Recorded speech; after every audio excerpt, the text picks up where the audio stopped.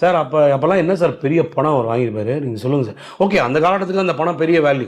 அந்த காலம் 10 லட்சம்ன்றது இன்றைக்கி வந்து 3 கோடிக்கு சமானம். நான் இல்லைன்னு மறுக்கல. ஆனாலும் அந்த வாங்கின காசுக்கு உண்டான ஒரு ஜஸ்டிஸ் அதெல்லாம் அதுக்கு மேலே உழைச்சிருக்காரு. அதுதான் பியாண்ட் இது உழைச்சிருக்காரு. ஏன் தெரியுமா? தன்னுடைய பாடல்கள் அடுத்த ஜென்ரேஷன் பேசப்படணும்னு பண்ண ஒர்க்கு இதெல்லாம். சின்ன தம்பிலாம் 1/2 மணி நேரத்தில் வந்த பாட்டா சார் இதெல்லாம்? இதெல்லாம் வந்து 100 வருஷம் ஆனால் எவனாலையும் முடியாது. இதெல்லாம் இவ்வளோ வெரைட்டியும் இவ்வளோ வேரியேஷனும் கொடுக்க.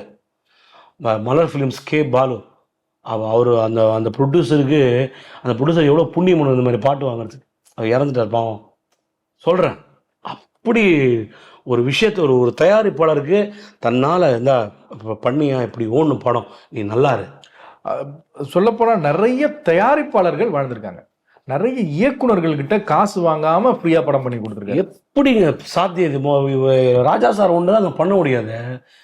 அவர் என்னை நேராக பார்த்து சொல்லுங்க, நீ யாரே என் பாட்டு டிகோட் பண்ணது சொன்ன கூட போட்டோங்க எனக்கு சார். நான் அப்போ தான் சொல்லுவேன் சார், நீங்கள் கம்போஸ் பண்ணது நீங்கள் எல்லாம் பண்ணதான், நான் வந்து அதை டிகோடிங் பண்ணல. நீங்கள் பண்ண இசை வீடியோ நான் வந்து உங்களை ரசிகர்கள் நான் கொடுக்குறேன்னு சந்தோஷமாக ரிப்ளை பண்ணுவேன். அதுக்கும் திட்டம் கூட நான் திட்டம் வாங்கிப்பேன். சந்தோஷமா வாங்கிப்பாங்க. கண்டிப்பா சார். ஏன்னா அது மனுஷன் கிடையாது, சித்தர். அது என்னைக்கும் அந்த மனுஷன் லெவலில் கிராஸ் பண்ணியாச்சு.